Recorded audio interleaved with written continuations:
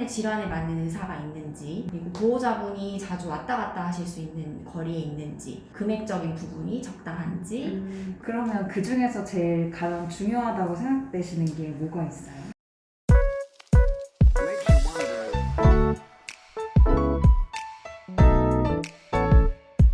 오늘은 저희 병원에 계신 상담실장님께 제가 여러 가지 궁금한 사항들을 여쭤보려고 하는데요. 안녕하세요. 안녕하세요. 네. 저희 병원에 계신 이 상담실장님께서 굉장히 친절하세요. 그래서 제가 항상 존경스럽다라는 마음이 있었거든요. 몸될 바를 모르겠습니다. 궁금한 거 좀 여쭤볼게요. 네. 먼저 병원에서 상담실장님께서 하시는 일이 무엇인가요? 일단 제 직함에서 드러나듯이 제 주된 업무는 입원 전에 보호자 상담을 하게 되고, 입원 절차라든지 비용을 안내해드린다든지 이런 부분이 있고, 입원 후에 환자 상담이에요. 그래서 전반적인 병원 안내라든지 세세하게 들어가면 컴플레인 사항 같은 것도 해결하고, 병실도 이제 옮겨드린다든지 그런 부분에 대해서 하고 있고, 다른 병원 전원을 가신다든지 혹은 응급실에 가셔야 된다는 상황이 됐을 때 이제 병원을 연계하는 등의 일을 하고 있습니다. 그러면 이제 병원에 입원을 할 때 이제 보호자분들께서 전화로 문의를 주시잖아요. 네. 입원할 때 어떤 것들을 고려하면 좋을까요? 일단은 되게 고려할 사항은 굉장히 많긴 한데, 대략적으로 그냥 간단하게만 말씀드리면 신경과라든지 이제 재활의학과, 그러니까 환자분의 질환에 맞는 의사가 있는지, 내과가 있는 경우도 있고 한의사만 있는 경우도 있고 그렇기는 해요. 그리고 보호자분이 자주 왔다 갔다 하실 수 있는 거리에 있는지, 금액적인 부분이 적당한지, 그리고 재활치료사분이 몇 분 정도 계신지, 그리고 공동간병은 어떻게 운영되는지, 병원에 따라서 6인실에 한 분이 계시는 경우도 있고 두 분이 계시는 경우도 있고 그렇기 때문에 그런 것들을 조금 고려하시면 좋지 않을까 싶기는 합니다. 그러면 그 중에서 제일 가장 중요하다고 생각되시는 게 뭐가 있어요? 이게 보호자나 환자마다 중점적으로 좀 보는 부분들이 다 다르거든요. 저의 그냥 개인적인 생각으로는 이제 거리 부분인 것 같아요. 지금은 코로나 때문에 면회도 안 되고 이제 왔다 갔다 할 수 있는 부분들이 제한이 돼서 못 보는 경우가 많기는 한데, 그래도 보호자분이 자주 왔다 갔다 할 수 있고 얼굴도 쉽게 보여줄 수 있고 이런 거리적인 부분이 좀 제일 중요하다는 생각이 들기는 해요. 그러면 이제 병원을 입원할 때 여러 군데 병원들을 알아보잖아요. 네. 꿀팁 같은 게 있을까요? 꿀팁이라고 하면 저는 일단 심평원이라는 데가 있어요. 건강보험 심사평가원이라는 홈페이지를 통하면 입원하기 전에 여러 군데 병원에 대한 이제 대략적인 부분을 알 수 있는데, 그 병원의 병상수라든지 의사가 몇 명 있는지, 간호사 혹은 치료사는 몇 분 정도 있는지 이런 부분을 알 수 있기 때문에 병원 알아볼 때 좀 도움이 되고요. 이거는 그냥 제 생각인데, 같은 질병을 가진 환자분들이 가입할 수 있는 인터넷 카페가 있어요. 그런 데를 통하면 정보를 얻는 데 좀 도움이 돼요. 대신에 이제 광고랑 진짜 정보를 좀 구분을 하셔야 되는데, 이제 보호자분이 찾으셔가지고 하면 될 것 같고, 제가 꼭 그리고 말씀드리는 게, 전화로 상담하는 것도 되게 좋아요. 근데 이제 직접 가서 방문해서 상담하시는 거는 꼭 추천드려요. 왜냐면 지금은 사실 시기라서 어렵기는 한데, 가시고자 하는 병원에 이제 직접 방문하셔가지고 치료실 분위기, 이제 직원들 표정도 보시고, 병실 내려가셔가지고 병실 분위기라든지 병원의 그런 전체적인 분위기 등을 눈으로 직접 확인하시는 게 되게 많은 도움이 되는 것 같습니다. 보호자분들께서 제일 많이 궁금해하시는 것들 어떤 게 있을까요? 일단 상담을 오시면 여러 가지를 정말 많이 물어보세요. 다 이제 이런 거에 대해서 처음 겪어보는 일들이고 다 이제 모르시는 부분이 많다 보니까 정말 많이 물어보시는데, 이제 일단은 제일 많이 물어보시는 거는 그래도 이제 환자 상태 호전이라든지 재활치료 부분을 제일 많이 물어보세요. 재활치료는 하게 되면 어떤 재활치료를 하게 되는지, 그리고 얼마나, 몇 시간, 얼마나 들어가는지에 대해서 궁금해하시고, 입원 기간 제한이 있는지, 환자 상태가 어느 정도 기간이 지나면 호전되는지 이런 걸 물어보세요. 그래도 이제 제일 궁금해 하시는 거는 아무래도 금액적인 부분이에요. 왜냐면 이제 이 병원에 오는 분들 자체가 언제 낫는다라든지 딱 정해져 있는 게 아니다 보니까 이런 거는 이제 장기적으로 봐야 하는 상황이 되게 많거든요. 그런 상황 때문에 금액적인 부분을 제일 많이 여쭤보시는 것 같아요. 그러면 또 입원하신 환자분들께서 입원 생활에서 어떤 것 때문에 많이 힘들어 하시나요? 제가 이제 보호자분들도 많이 만나기도 하고 환자분들도 많이 만나기도 하는데 그래도 아무래도 이제 환자분들이 제일 힘들어하시는 거는 내가 예전이랑 달라졌다는 사실을 받아들이시는 것 같아요. 원래 일상생활을 다 하셨던 분이고 이제 뭐 사회생활도 다 하셨던 분이고 하신데 갑자기 이제 마비가 오고 걷지 못하게 되는 그런 상황. 내가 좋아질 수 있을까? 이런 의문도 있고 이런 부분들을 제일 힘들어하시고 우울해하시는 것 같고 요즘에는 또 코로나 때문에 면회가 안 되고 이러다 보니까 가족분들이랑 못 만나는 상황 이런 것도 많이 힘들어하시는 것 같아요.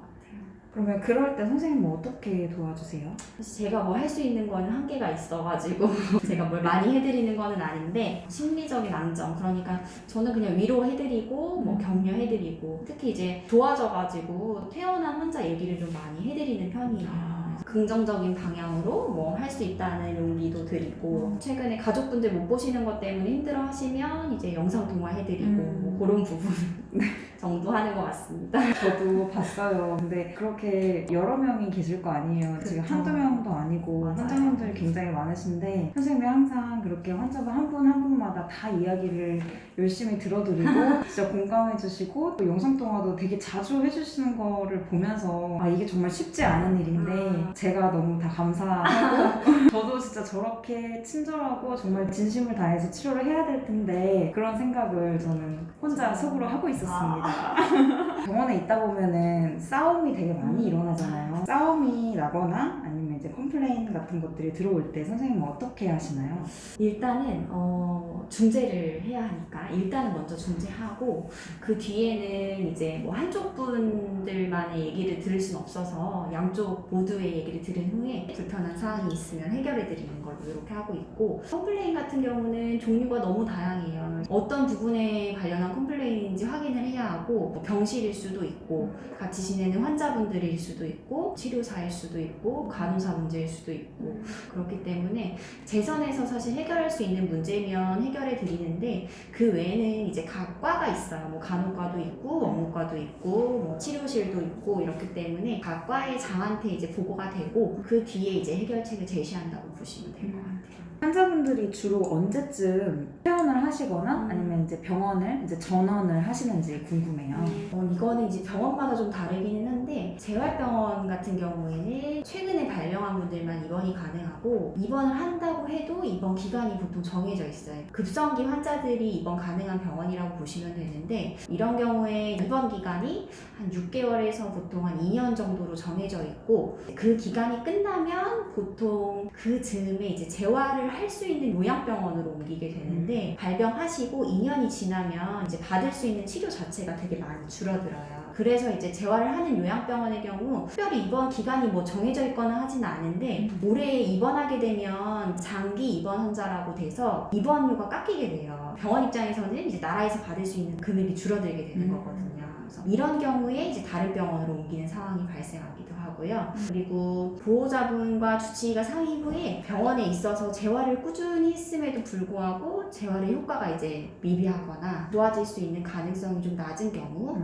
그럴 때 이제 상의해서 순수하게 요양만 하는 요양병원으로 가시거나 아니면 요양원 쪽으로 옮기시는 경우 이렇게 있는 것 같아요. 그러면 전원하시거나 퇴원하실 때는 어떤 것들을 준비하면 될까요? 전원은 가고자 하는 병원에서 필요한 것들이 있을 텐데 그런 것들을 미리 준비해 주시면 되세요. 보통은 환자 상태가 기록되어 있는 뭐 진단서 혹은 소견서 필요하고 드시는 약이 기록된 뭐 투약 기록지 이런 것들이 기본적으로 필요하고요. 또 그 기록을 가고자 하는 병원에 이제 보내주시면 그 병원에서 입원 가능한지 먼저 확인을 해요. 그 다음에 이제 필요한 검사가 있다고 하면 뭐 예를 들면 피 검사가 될 수도 있고 감염성 균이 있는지 뭐 이런 검사가 있는데 그 부분 확인해 주시면 좋을 것 같고 그리고 퇴원 경우에는 거의 이제 자택으로 좋아지셔가지고 퇴원하는 경우가 많아요. 자택 자택 같은 경우 가시게 되면 병원에서는 계속 이제 꾸준히 재활치료를 받고 정해진 시간에 운동하고 그러셨기 때문에 자택에서는 사실 그게 지켜지기가 어렵거든요. 퇴원하셔서도 운동은 필요하기 때문에 통원할 수 있는 병원이 먼저 있는지 알아보시고 통원 같은 경우에는 병원이 많지 않거나 혹은 기다리셔야 되는 경우가 있어요.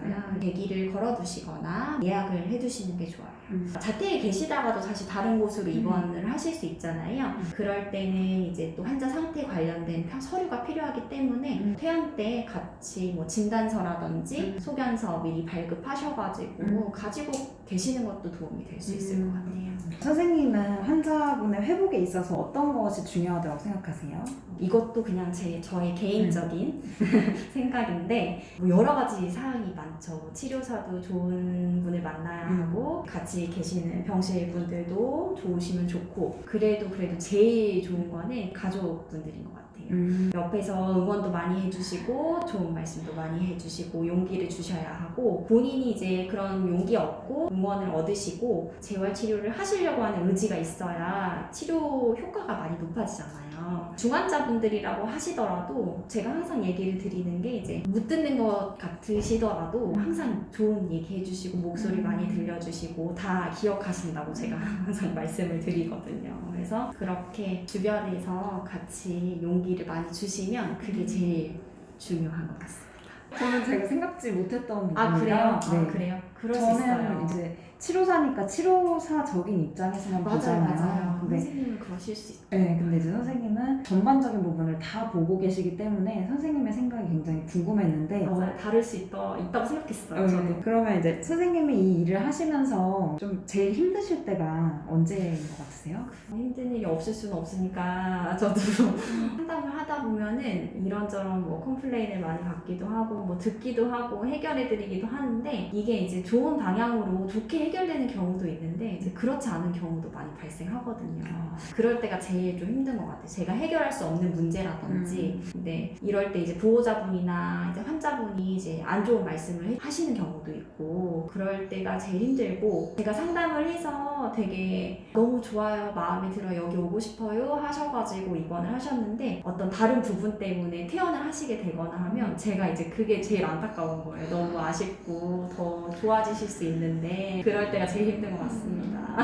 그러면 이제 선생님이 제일 보람되실 때는 언제인 것 같으세요? 물론 힘든 것보다 부담되는 일이 더 많기는 하거든요. 왜냐면 환자분들이 많이 오셔가지고 좋아지셨다고 막 얘기해 주시고 이러면 제가 치료사가 아닌데도 되게 좋거든요. 저는 환자분들도 많이 만나지만 특히 이제 보호자분들을 많이 만나니까요. 이제 뭐 이런저런 얘기도 제가 많이 설명도 하고 보호자분 얘기도 듣기도 하는데 그냥 보호자분들이랑 얘기하다가 그냥 제가 아무 말도 안 하고 그냥 듣기만 했는데도 들어주셔서 감사하다고 막 이렇게 얘기하시는 분들이 계세요. 그럴 때가 괜히 이제 진짜 제가 아무것도 안 했는데 힘든 거를 그냥 털어놓으시는 거죠. 저한테 오셔가지고. 근데 그게 이제 그분께는 그래도 좀 도움이 되고 좀 답답했던 게 가시니까 그렇게 얘기하시는데 이제 그럴 때가 제가 좀 괜히 뿌듯하고 제가 하는 일이 좀 보람되구나 라고 생각하는 것 같아요. 근데 진짜 들어주는 게 정말 힘들거든요. 맞아요. 이게 듣는 게 어떨 때는 힘든 일이 될 수 있어요. 저까지 이렇게 막 처지거나 뭐 그렇죠. 그분 그 말하시는 분 입장에서는 얼마나 힘드셨으면 저한테 얘기를 하셨을까 싶기도 해요. 저는 이제 어떨 때는 가족한테 말하는 것보다 그냥 아예 모르는 사람한테 말할 때가 더 낫기도 하잖아요. 그러니까 그런 거를 제가 하는 게 아닌가. 이렇게 하니까 제가 뭔가를 되게 많이 하는 것 같은데 사실은 그렇지 않습니다. 아니에요. 정말 멋진 일을 하고 계신 것 같습니다. 제가 이렇게 이런 걸로 제가 인터뷰도 다 하고 진짜 출세했네요. 선생님 같으신 분들이 진짜 많았으면 좋겠어요. 치료사 선생님들이 되게 많이 해주시잖아요. 그런 게 진짜 더 대단한 것 같아요. 저는 그냥 뭐 있으면 해결해드리고 이러는 건데 치료 선생님은 진짜 걷게 해주시잖아요. 제가 하는 건 그런 건 아니니까요. 너무 감사합니다, 선생님. 아닙니다. 그냥 정말 개인적으로 감사드리고 정말 저도 근데 이런 걸 할 일이 사실 없고 제가 무슨 일을 하고 있는지 좀 한 번 더 생각하게 되더라고요. 저는 되게 기분이 이상해요. 진짜 감사합니다, 선생님. 인사 한번 해주세요.